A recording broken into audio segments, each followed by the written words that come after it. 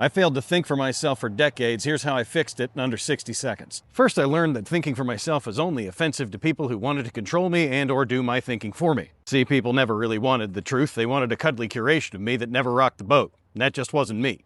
When I read Adler's idea that trauma was not the experience, but the interpretation of the experience, I was stung a bit, but I got it. When I shared that online, you would have thought I was advocating for child abuse, which is when I realized that free thinking is also offensive to people who are living by somebody else's programming. Third, I stopped arguing with people whose first line of defense is being offended. Because it doesn't matter how good my argument was, if their ego's driving the conversation, it's not going to make any difference. Fourth, I started questioning everything, not out of arrogance, but out of curiosity. And doing that led me to realizing how little I and everyone else know about what's going on in the world. Finally, I realized that free thinking cost me some people, but it opened the door to an entirely new community. And once I started thinking big, there was no going back to thinking small.